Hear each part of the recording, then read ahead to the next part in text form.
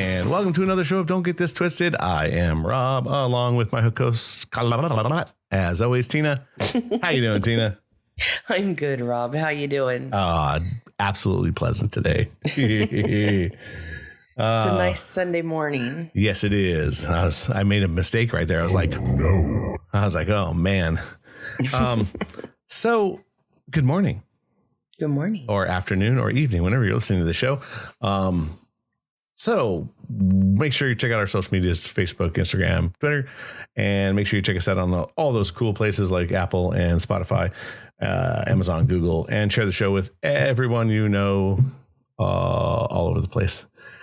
Because we're still follow and subscribe. And we got a lot of Europe now. A lot of Europe. Yeah. Someone in France has been listening. So that's nice. It's kind of interesting. I was like, oh, all right. And then someone in Australia is back. Whoa. So, Australia kind of fell off for a little while. So, but not so much anymore. Yeah, we got pretty much a lot of Europe, or at least Western Europe.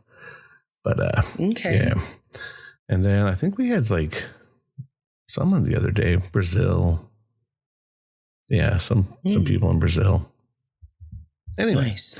So we were kind of talking off the air before we came on here, and we were talking like generations and which one's the best. So, and of course we're going to say us because we're Gen Z, and we kind of are like we're Gen X or Gen X. That's right. I'm sorry. Yeah. Gen Z is the one we were talking about that isn't our favorite. Isn't our favorite. That's for sure. Because we are Generation X. We were born. Well, the one I have says 65 to 1980. So that definitely throws us inside that ballpark. I find it interesting with how, because we like to rib, obviously, millennials and Generation Z, but we're kind of the fault of those. Not us per se, but our generation, because they're the parents of these wacko ideas. So I'm not sure where it went off the rail. The computer generation, that's where it went off the rail. Probably. I think, we've talked many times about how we think social media is the downfall, which is probably true because we had, let's see, our early 20s, we had AOL, right? Our early 20s, maybe. Yeah. Like 20. But we also had dial-up internet. Yeah, but I think we were the ones behind like the first chat rooms. Right. So, but somewhere along the line, like it was still controllable, and it wasn't like, I don't think it was out of context much. It was pretty straightforward stuff. You were in those rooms to either talk about whatever, because usually those chat rooms had a label, right? Like if you wanted to talk whatever pop culture, or if you were talking about 80s music or whatever. Yeah, but really, those chat rooms were all just picking up on people. And I think that it was both. Yes, I think that there was something along that lines of getting in there, and obviously meeting people or being able to check someone's profile. So I think we were in the early parts of that, and then came, I think MySpace is the one that kind of opened that whole thing up. But I want to say that was way later. I wonder when MySpace was around. Let's take a gander. History. So MySpace's history launched on August 1st, 2003. So, and I'm sure that it didn't take off that quickly. So let's say 2005, 2006, probably. That would have made us much, we were in our mid 20s, maybe a little bit later. I remember I didn't get my first computer until I was 24. I don't even remember when mine was later than that, probably.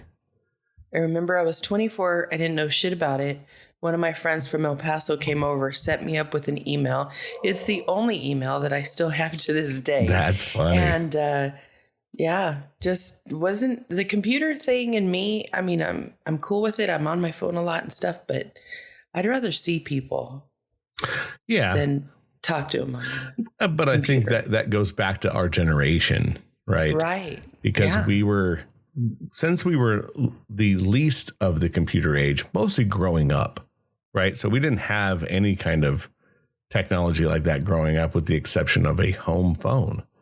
Mm-hmm. So, we were the last generation to really like run the streets at night. Right? Up until past our teens, we had to physically go and see people in order to communicate with them, unless it was a phone. Right. But if you wanted to meet new people, you went to the mall, or you went to the roller rink, or you went football game, high school football game, somewhere where you could go dance. We had to get up and go.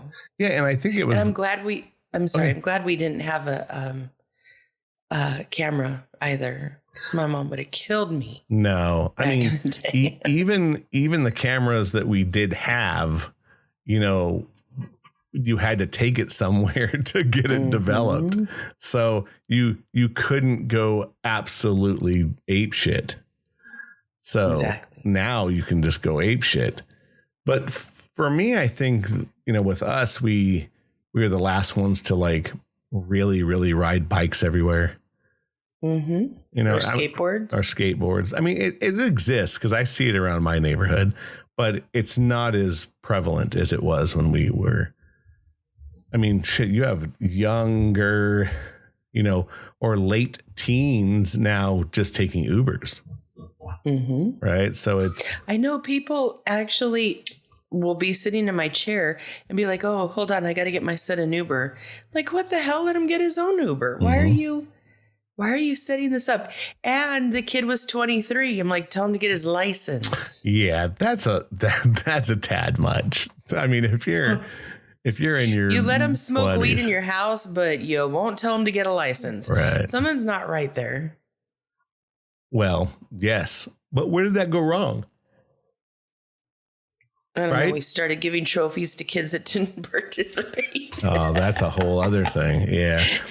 When you tell the kids that they're special in every way, and they stand out, and everything is a challenge rather than an issue or anything, like, we're setting them up for failure, first of all, because life doesn't work like that. Not everything looks the same, even when you have rose-colored glasses on.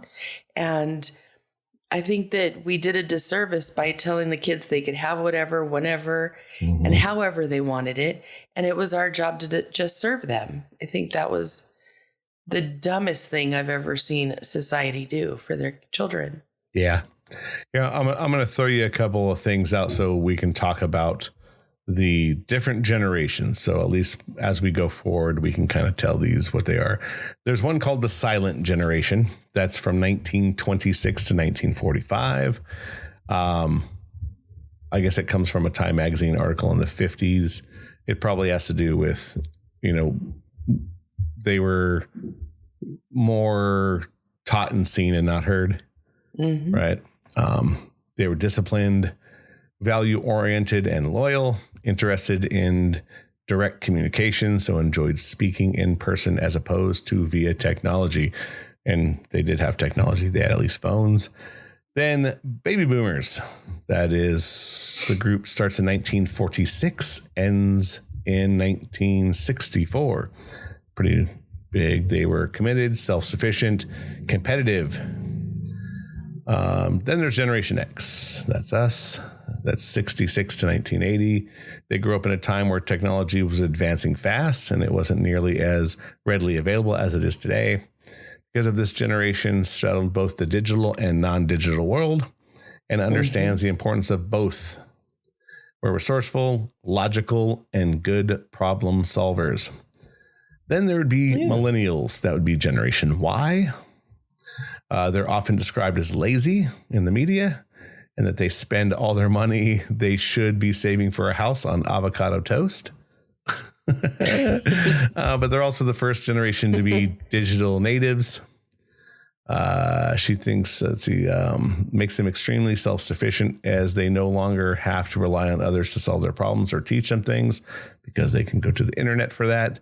They're confident, curious, and they question authority. So maybe that is the start of the downfall of where we're going. Gen Z. There are a few conflicting ideas of this generation starts. They think 1997 to 2000 or the early 2000s. They can safely say that this group is young and they never known a life without tech. That might be their alternative name is Gen I, because of them being intelligence. Yeah. Please. They're ambitious, digital natives, and confident. That they are. But I think there's issues. Cocky. I wouldn't say they're confident. Yeah, I think that they're kind of in a weird headspace. Yeah, and they just think. I'll give you an example. My kid is at the airport, and he already had an hour layover. Then they come to everyone on the loudspeaker and they're like, "Yep, it's 2 more hours layover." And he texts me and he's like, "It's going to be 2 more hours." He goes, "This sucks," because I don't understand why this happens. And, this is horrible. And I was like, "Welcome to traveling." Mm-hmm. Like, does it suck? Yep. Horribly. But what are you going to do? Do you kind of got to expect it? I think you do. It's funny because I was telling him, because he'll be 21 in December. And I was like, things change after you're 21. Because, like, if you're in an airport and it's sucky, just go to a bar.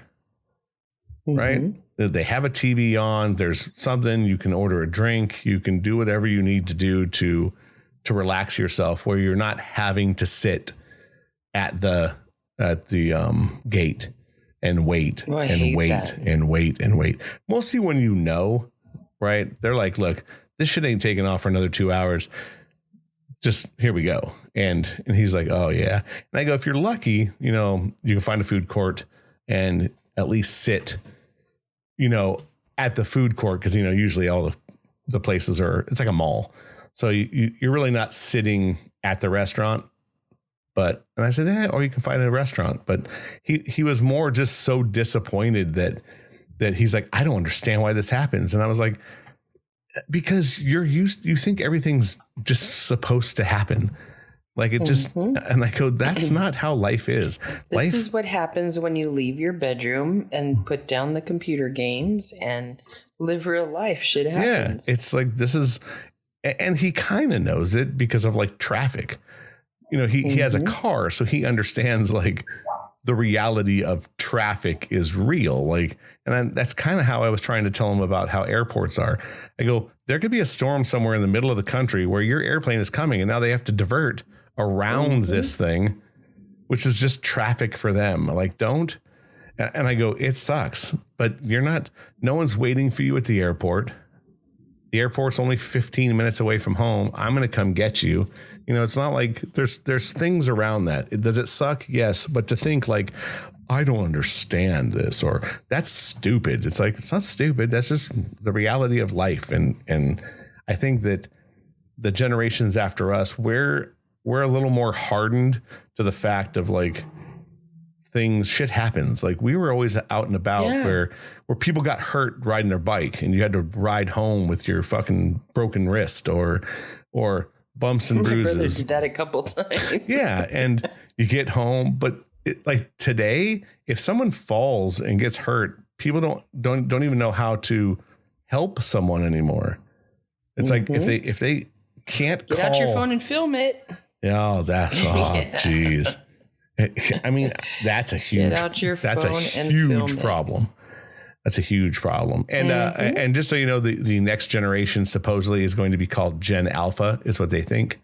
And that's anyone born after 2010. So it's all these Oh, they're basically the children of late Gen Xers and millennials. Yeah. That'll be interesting to see what they turn into because of who they're being raised by. Yeah. It'll be interesting. I think, I mean, obviously some of the Gen Xers are just went soft, and millennials are definitely, they're the ones who are going to teach these people that everything should be fair. And, you know, everyone thinks that now, at least that generation, I would say the early 30s to mid 20s is like, well, if we don't like it, we'll just protest and it'll go away. And it's funny because my son was talking about that one time, and he goes, yeah, protests don't do shit. He goes, protests are just a waste of time. and he goes, I agree with that. He goes, because they never do anything. Protests don't do shit. He goes, they haven't done shit since the civil rights movement in the 60s. And I was like, yeah, pretty much. He goes, it just makes people angry. And then they end up burning buildings to the ground for no reason. Right. They don't just protest. They're burning shit up and acting like fools and hurting each other. And it's crazy. And I think that it just escalates, like, because now they think that if they don't get their way, that they can just go and start throwing bricks through windows. Right. You know, the civil rights movements of the 60s, and I would say even pseudo Vietnam protests, you know, they were sit-ins. These were people that just sat down and tried to make statements out loud. And obviously the civil rights movement's a little different because they had marches, and they did try, and they did change things. The civil rights movement in the 60s was massive, which is probably the most dominant part of the expansion of race relations ever. I think But they also stood for real things that were going on. They were against war. They were against racism.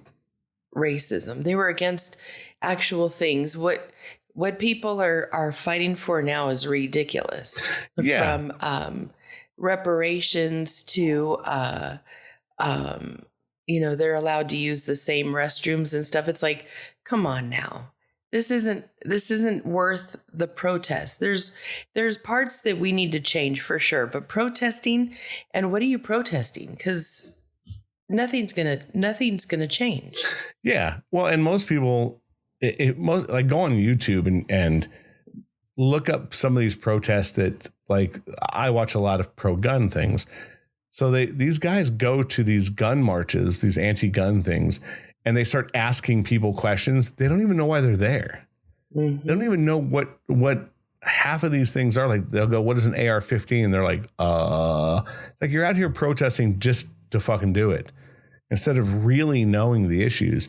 Like, people, you know, obviously the civil rights movement, but even people during Vietnam, when they interviewed these hippies during Vietnam, they knew. They knew and they were weren't protesting against not having their safety. They were protesting against human rights. That's what they were protesting for. It wasn't like, oh, well, that gun's scary, or or we got to take it away because people don't know how to act. Well, people don't know how to act because enough of us haven't shown them that we're all doing all right. You know? I agree. I think that's the things that people have a problem with right now are ridiculous. Yeah. And I think that, look, there's our generation obviously are protesting in these marches as well now. So to say that it's not us, I definitely would say that there are, because most of them are done by the liberal movement, which is what it is. But I think that I think part of the problem too is we were raised and taught by people who weren't so leaning either direction. Like, our teachers, I think, were more middle grounders. So they wanted us to be free thinkers. And if you turned out being liberal or you turned out being conservative, however you were raised, they were okay with it. Now, and I love arguing with people about it, that there's like, oh, they're not pushing that. They are. If you don't think that they're pushing a more liberal movement, ask anyone who's in college right now.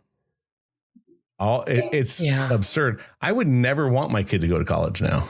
Go to a trade school, learn something with your hands, learn how to do something. Because I think now you become, you're being indoctrinated. You go in one way and come out another.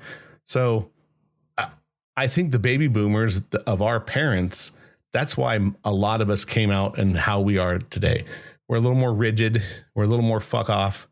We're a little more leave us alone. We didn't have somebody hovering over us all day, every day. No, well, because most of them couldn't. They were working. Mm-hmm. They were working. They were making a living.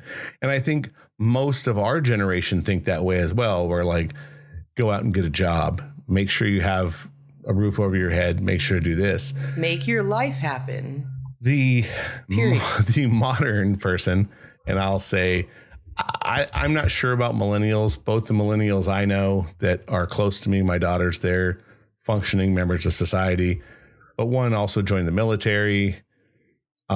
So there is that. I think there's something to that, and their mom, a hard worker and does that type of thing. So I think they're just a product of their upbringing.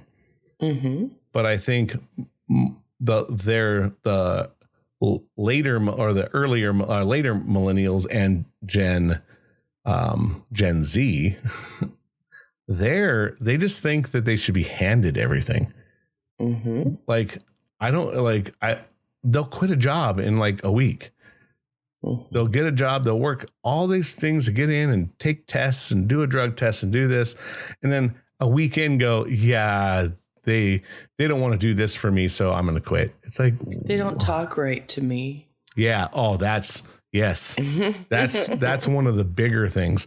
Yeah. They're mean to me. They're being mean, or they're making me do this. It's like, oh, okay. What else are you going to do? They're like, well, I'm just going to get another job. Well, there's no work. So now you're in this repetitive thing, or they're just like, well, I'll get unemployment. And I'm like, yeah, but it doesn't last forever. And then unemployment runs out. And then what do? They're like, now, well, what am I going to do? I can't pay my bill, or I can't do this. Unemployment doesn't pay for shit if you're only working part-time to begin with. Correct. Well, I mean, if you're at home, which a lot of these people still are, I mean, there's 30-year-old children still at home. Mm-hmm. Because they've never got out of that vicious cycle of,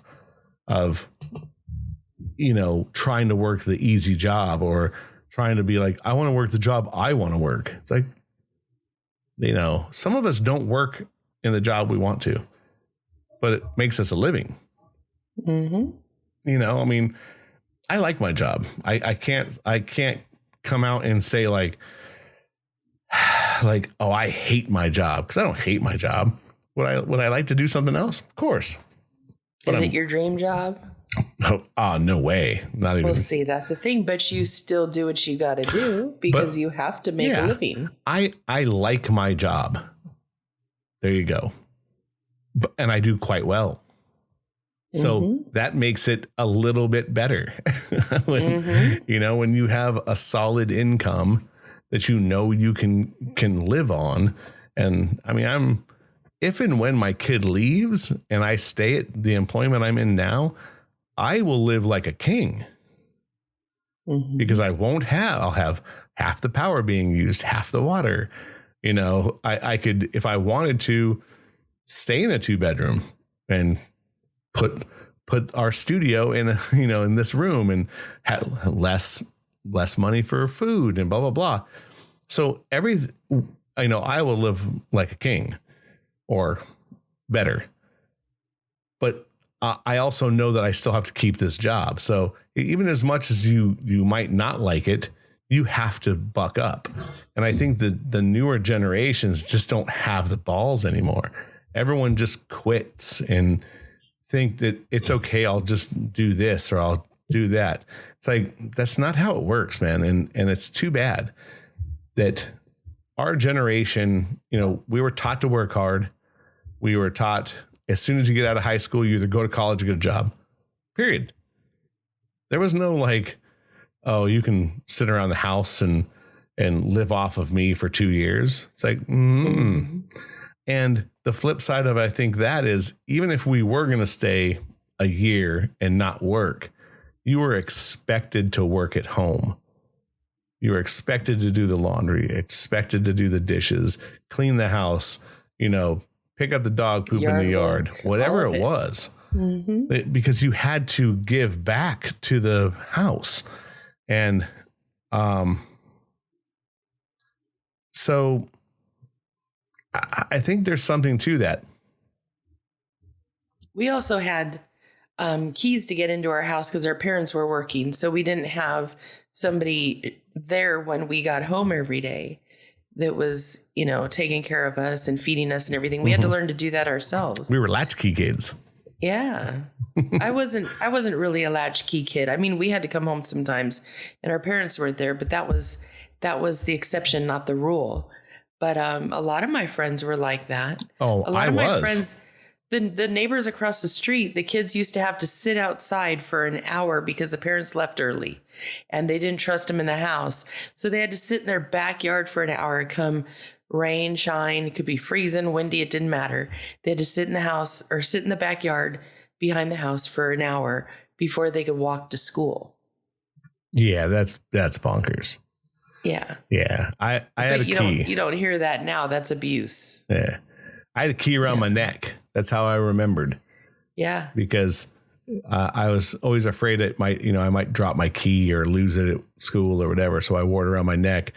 But I came home every single day to an empty apartment because my dad worked until 4:00. So I didn't have an option. It was either that or I could have stayed down the street at my best friend's house, I'm sure, but he did the exact same thing. So it wasn't like there's no one home. Everyone was at work. So yeah.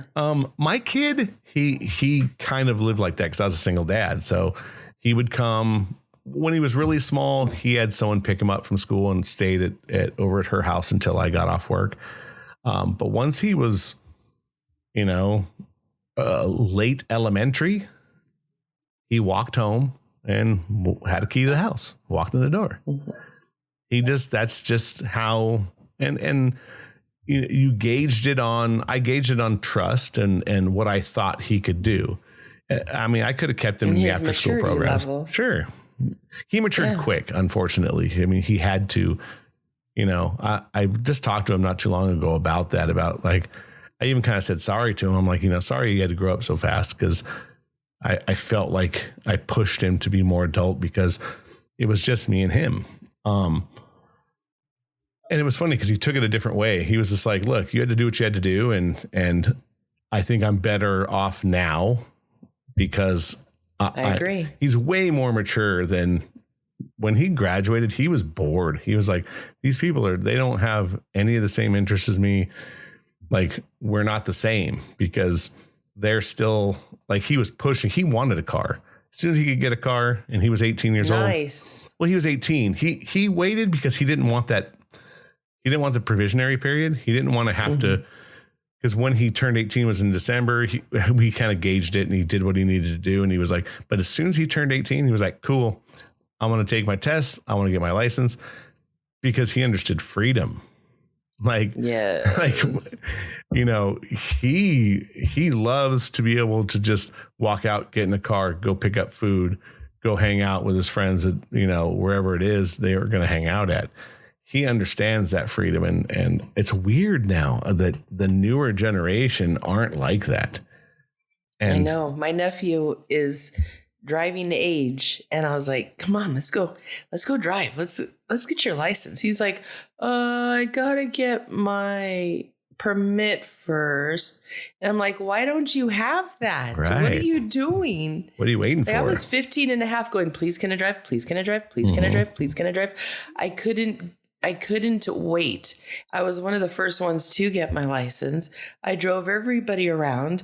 I made sure that I wanted to be out. I couldn't imagine not being out. Yeah. Imagine. I think, obviously, because we were, I hate to use the born to be free, but we had bicycles that we could, like, our parents didn't understand on a summer day.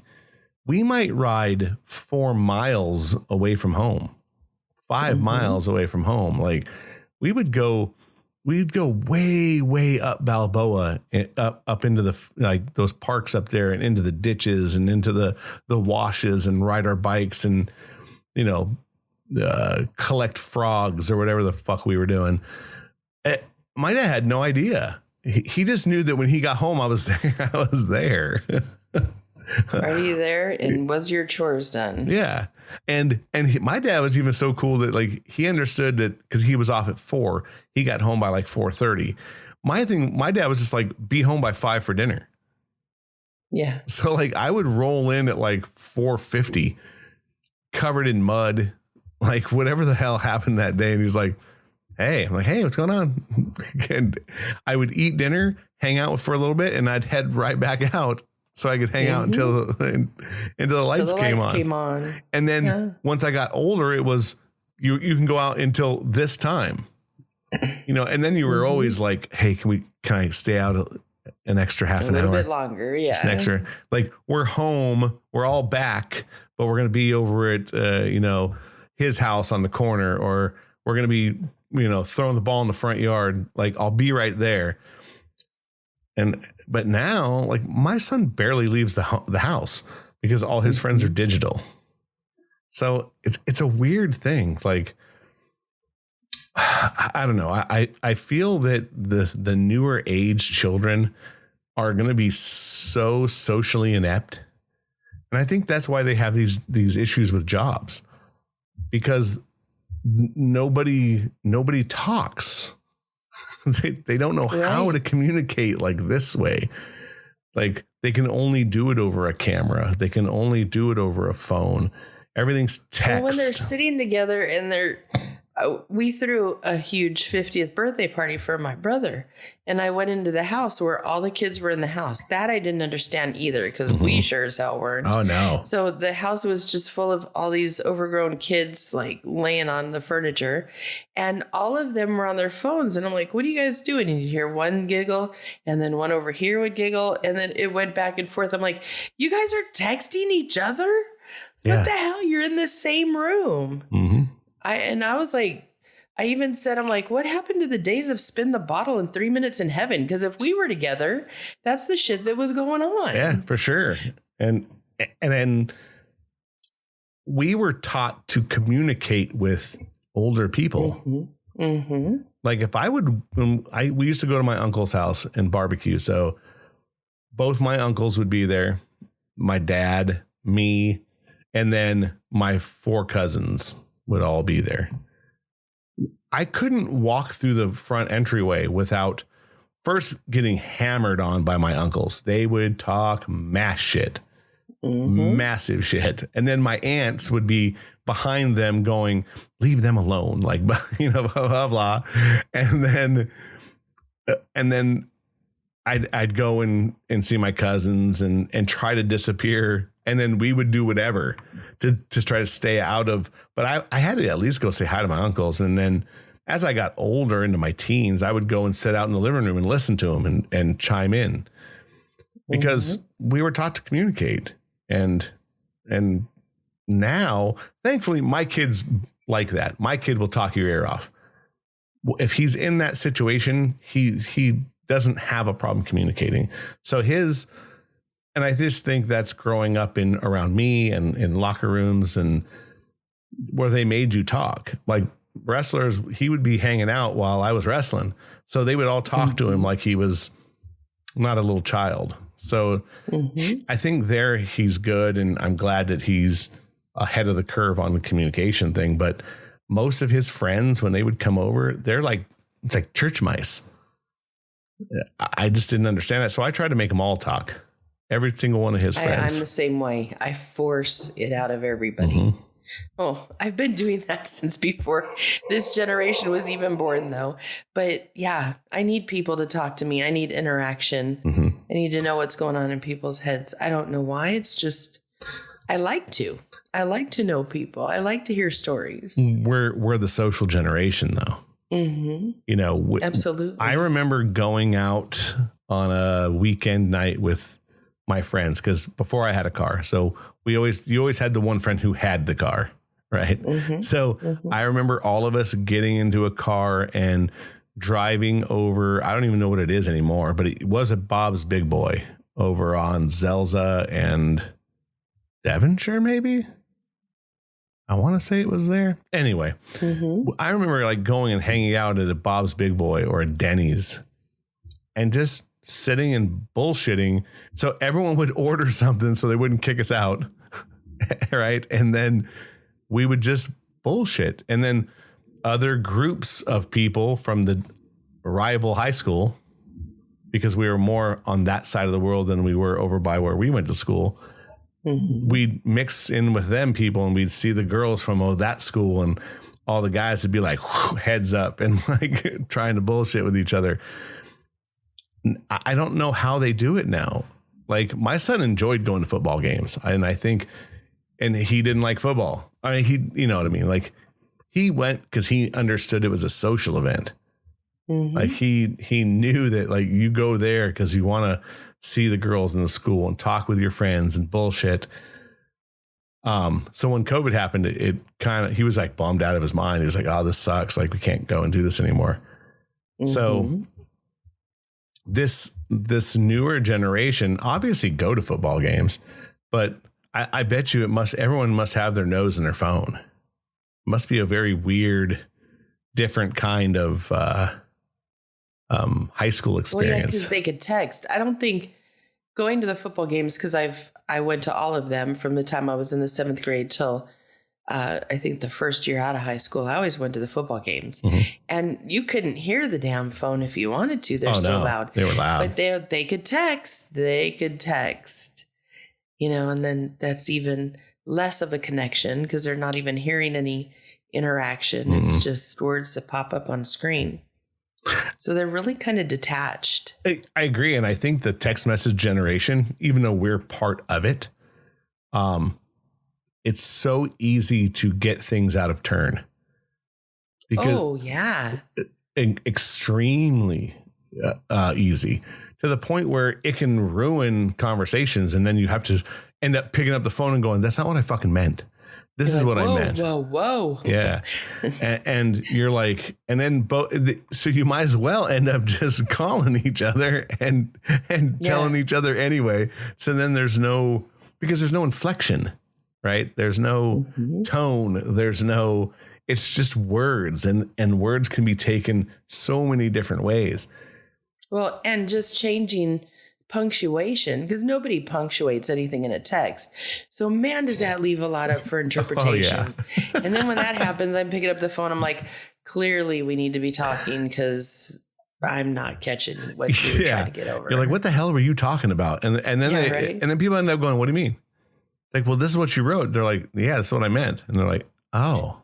And then the damn typos or the autocorrect and everything changes what you say anyway. So you really got to watch it. And if you're in a feverish texting conversation, that could go bad really quick. Really quick. I saw a meme the other day. It says a 45-minute argument texting is like you just running in a circle for 45 minutes. Like just spinning around and that's what you'll do. Like arguments are the worst. Text message argument. I'd rather you call and yell at me. It's much easier. Yes. And shorter. Takes less time out of your day. Yeah. And serious conversations over text, which look, sometimes we have to because you're at work and you're trying to keep the doors open of communication between people, but you don't want to get in trouble. I mean, I've had long, like hours long texts with people just trying to either find out what's in their head or, try to help them out with a situation, whatever that thing is. But I would much rather, I'd rather do it over FaceTime than I would over text message. Cause at least there's inflection. I kind of like FaceTime because you could see people's face. I like that. When my friends from out of state call and they FaceTime, I feel like I'm there with them. I agree. But when I'm just talking to them or texting, I still feel close because we've been doing this for so long, but I feel like I'm missing something, that the interaction isn't quite there. But if I see their face, then I'm a little bit better with it. I agree. I had a conversation with somebody one time, and she was in her house and kind of walking around, blah, blah, blah. And I remember her walking down the hallway and sitting on her kid's floor. And there was a bunk bed behind her at the time, and just having this like very, very serious conversation. And it was the first time that I felt like, not the first time, but I felt so close, because like she was very serious at the time and like really we're talking emotional stuff, and both of us were. And, you know, obviously I was hours away, so I couldn't be there. But that was the first like FaceTime where I felt like, okay, this is why the medium works, because I wouldn't have got the same feeling from texting the same words I said. It just wouldn't have worked. So, you know, I'm sorry. No, it's okay. Go ahead. What I would have liked is, like, right out of high school was Desert Storm. And a lot of my friends went off to war. And I remember getting calls from a couple of the guys that went.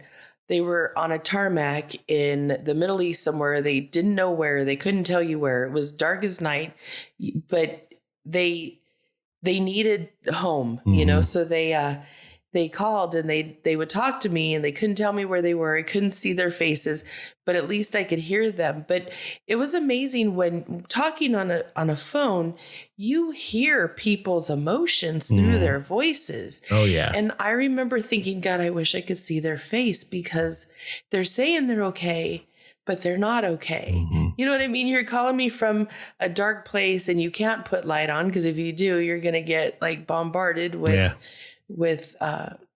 you know, people trying to kill you, and you don't know if you're coming home, and you don't know where you are. And I just remember, I wish then we had FaceTime for sure, because it just to be able to see them would have been so much better. But at least I heard them, but it still wouldn't, for me, it didn't satisfy me. It just made me feel more lonely, you know, with them. Like, here's my friends and I can't see them. I can't help them. I don't know where they are. There's no, you know, there's no interaction other than this phone when and if they call. And that's if nobody's on the phone, or caller ID isn't, you know, backed up, or, you know, your parents are talking to somebody and they just won't transfer the call because they don't care. It's their phone. We did a lot more of it, but it was harder to communicate with people unless they were with us. Correct. I think our generation had a much harder time communicating once you got far away, because we had to deal with long distance charges. Phone calls were a lot different. Like I had snail mail. Oh, snail mail. Well, I would send letters to a girl that I dated in New York. Yeah. You know, and I sent letters to everybody. I used to love to write letters to them. And I think that, like, and I would talk to that girl every blue moon, but it was so expensive to call. Like now it's just, you just FaceTime somebody and it's instantaneous. You know, like I would talk to my mom over video chat. And I think it was one of those things where for their generation, it was like Dick Tracy shit. My dad was like, an iPhone is like doing FaceTime was what Dick Tracy had on his watch. Like that was sci-fi shit. Yeah. Even now the watch is like, sometimes I can't find my phone in time. And so I hit the button to talk to somebody through my watch. And you're talking into your phone. This is so freaking weird. Yeah. Like I'm talking into my, you know, my wrist. Yeah. It's, and that was sci-fi. So like, I think for the baby boomer generation, just imagine what they've seen. They've seen fucking everything. They've seen. And my dad hates the phone. He won't check his emails. He won't text, or he'll hardly text. I mean, I could get him to text occasionally, but he always tells everybody, hey, if you want to call me or if you want to talk to me, call me. I'm not going to do this bullshit. You know, I don't care how many computers are in the house. I don't care who's running them or what's happening. If you want to get a hold of me, or pick up the phone and call. Right. And it actually pisses off people because he should, he should work all this stuff. And he's all, no, I shouldn't. I'm an old fucking man. Right. I'm not doing it, That's my dad. Yeah. So, I mean, I get it. And there's a big part of me where I'm like, I don't want to text you. If you pick up the phone and call me, like, we're not having a conversation like this. However, if I'm at work and somebody needs an appointment, hey, do you got an appointment? Sure do. Here it is. Yeah. Then it's really convenient. Sure. And I don't want to talk to everybody. It's a two-way street. And I think that's why the generations have gaps, right? There's a gap between the baby boomers and us. Like, my dad doesn't know how to use the internet. He doesn't use a computer. He married younger. He's never listened to the podcast. Yeah, my dad either. So, but he loves the innovations. Like, look at like your dad and my dad, baby boomers, have seen everything. Man on the Moon, microwave, VCR, DVD player, CD player, digital music, television. My dad remembers when there was no television. So does mine. Their first TV was a little midget TV with a black and white screen. Shit, my dad's first TV was in someone else's house. Yeah. They would go and look at it through a fucking picture window in front because no one in his town could afford a television except one family. So, but they've seen everything, the modern everything, modern cars, men in space. Like, they've seen everything. Our generation got those inventions, shared inventions like the microwave or whatever. Plus then we got the first cell phone, the modern computer, the personal computer, right? Everyone has music videos, cable television, more than 5 channels is our generation. But after us, I don't think there's been these major things that have been made, right? Maybe the electric car. Right. Nah. But even the electric car, only we can afford. Right. So the invention of that electric car is awesome. But, Generation X is still the only one buying them. Maybe millennials because they're in their 30s. But anyone after that can't afford to buy a Tesla at they're not 80,000. Or they're not driving. That's very true. So I think that there's always going to be a gap between the generations, right? And I think the one you're involved in is always going to be the one that you say is best. I think baby boomers, the boomer generation, went through way more than us, way more. The end of World War II, the families coming out of the Depression, right? 10 years after the Depression, things were still really bad. Most of the baby boomers came from generations of being poor, like super poor. And expected to have kids, raise a family, buy a house. Yeah, make it. Yeah. Yeah. There was no excuses either. And think about this. Most of them did. You know what I mean? Like they made it out of being lower income pretty much across the board. And a lot of moving. Like, my dad was born in Tennessee and my mom in Iowa, but met in California. So, you made it out of these things. Like, my dad joined the military. That's how he made it out of being poor. He was like, I'm not going to have anything in the town I live in. If I join the military, I'll have 4 years of income. Like, he thought about it that way. Well, my dad he went to Vietnam because he was drafted. So, people these days don't know what it's like to have to do something and such a severe something because they were called to, not be, it's not a choice. It was obligation. Yeah. I'm lucky. We don't have that now. I'm lucky. My dad did his 4 years before Vietnam, so that he couldn't get drafted. See, my dad's got so many problems because of it. Sure. And most people that went there do. Yeah. And then he tells the story of how he was stationed is one of the worst places. Like by his age, there's less than 10% of all the people that were stationed there are gone. Yeah. So he's in the 10% that lived. Like, I can't even understand that, you know? And he was forced to go. Like, people don't understand what it's like to be forced to do anything. Yeah. Well, because now we don't force anyone to do anything. Now it's everything's with kid gloves and well, and again, like, I think that the newer generations are so fucking bonkers with what they've been taught. There's 200 genders now. There's, however many different sexual preferences and different ways to learn and 800 flags. And it's like, whoa, it's slow. I think we just need to pump the brakes. And I think that's our generation. Our generation's that last one holding on to probably more traditional values. Mm-hmm. So, but yet we have the highest statistics for divorce, and we have the highest statistics for single parents as single parents. So we didn't do the best job either.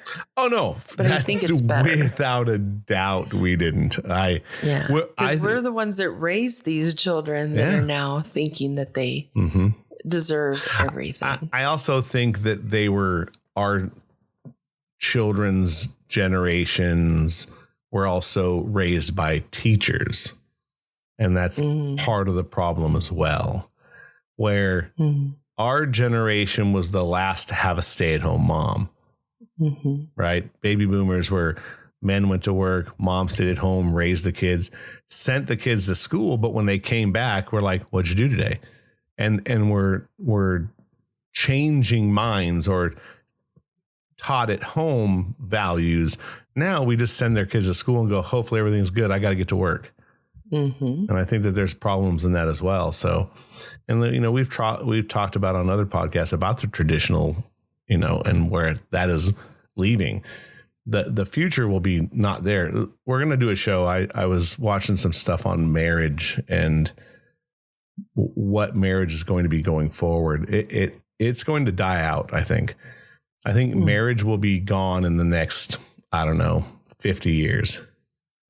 Think so? Yeah, it's a dying thing because of independent women, right, that say they don't need a man, and even if they do want a man, he has to be over 6 feet, make six figures, do this, do that.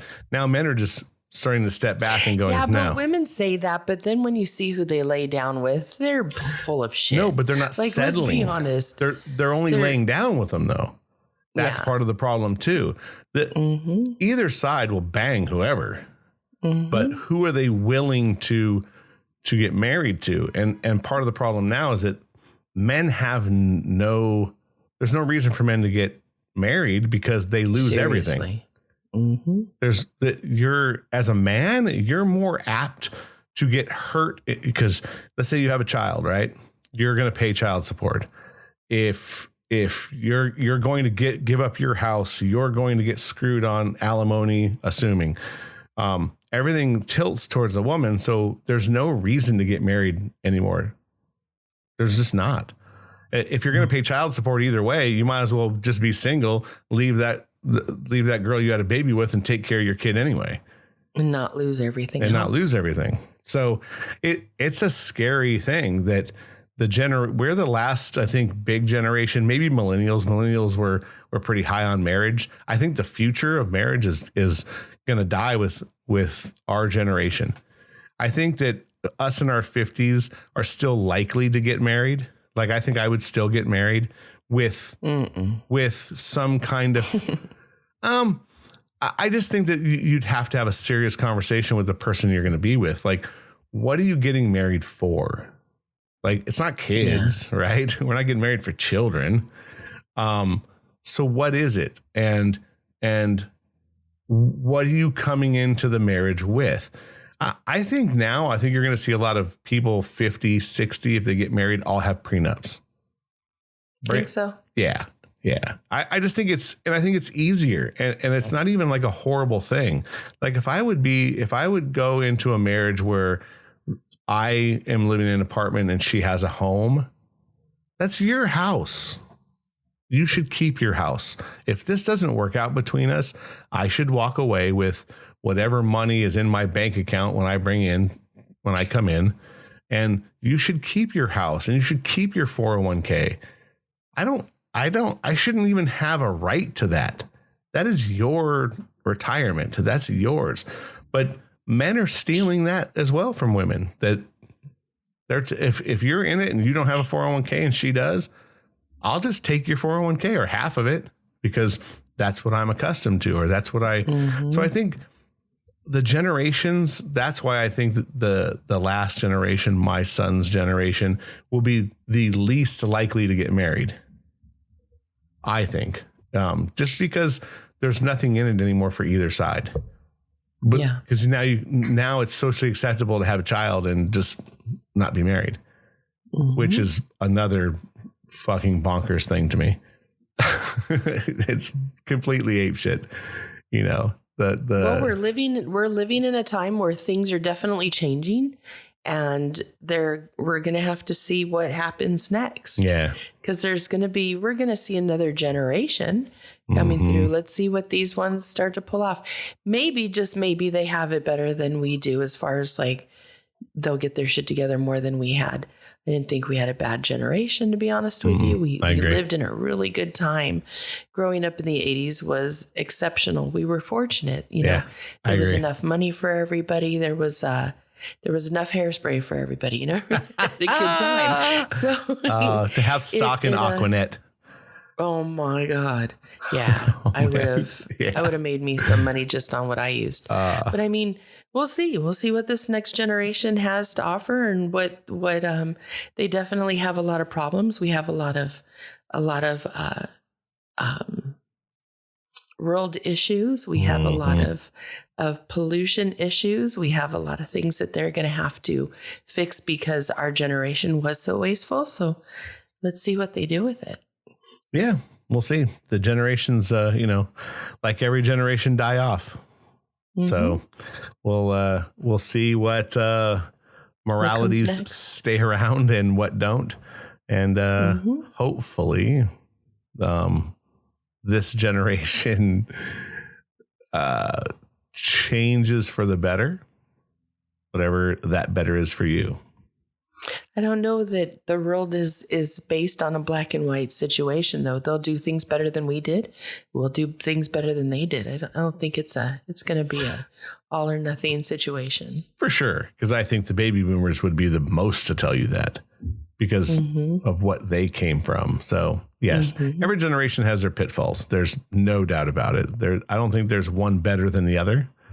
I think that there's ones that probably had it much harder. Oh yeah. So, Oh yeah. The newer generations have it easier than anyone has ever had this kind of life. At least in the States, I should say. Do they though? Because I don't think living with a phone in their hand and not having interactions it's sad. It's a really bad thing. It's sad, but what I'm saying is that you can be smarter now than we could because it's easier to learn things or easy to get information. They are smart, but what I'm saying is that no one of the millennial generation and past, and I'm going to use the bell curve, missed a meal. I never missed a meal ever. My dad missed meals, and I guarantee you his great grandfather, my dad's great grandfather, missed a fuck ton of meals, but survived enough to make sure that their names got through and we had parents. So from that standpoint, I think they have it easier. They're not missing a meal. They always have a roof over their head. They have lights. And I'm using the bell curve. There are homeless people and people that are in desperate needs. But for mostly that generation understands. I mean, there's not many people who don't own a phone. I see homeless people on the street have cell phones in their hands. Well, the government gives them phones. Everybody has a phone now. But what I'm saying is that everyone has a source of information. So there's really no reason to not understand what's going on or not be able to learn something to make your life better. Agreed. So I don't know. We'll probably have these talks on generations on this podcast until it ends. Because there's always going to be differences in the generations.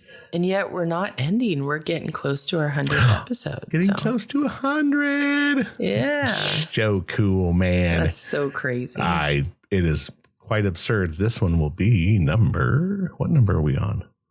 We are going to be on number 96. Wow. And I did listen to a couple of episodes while I was on a long drive. I was like, yeah, interesting. It is kind of interesting, right? My opinion of it was different than what I actually heard. So I was happy for that because I like to critique the hell out of me and make it to where everything's just not good enough. And I was surprised. It was good. I think you can learn from listening to your own show sometimes that sometimes I'll listen and critique, and then sometimes I'll listen and be lost in what we're talking about. So I forget not that I forget it's us, but I listen to the show. So it's very interesting sometimes to do on both sides of the fence. Yeah. So hopefully everyone out there is getting their intake of our craziness and our absurdly deep voices. I know. I woke up. I think I got 3 hours of sleep last night, and I swear my voice is down a few. It's an octave or two down from where it usually is. All right, guys, we're gonna head out. So, any last things on our generation, there, Miss? No, please get us on Instagram, Twitter, Facebook. And listen to us anywhere you can listen to podcasts. Please share and subscribe. Awesome. And don't forget, this is an opinion show, so don't get it twisted. Keep coming back every Wednesday. Tina, as always, it's always a fun. Thank you. It is fun. We'll talk to you later. All right. Have a good one. Bye.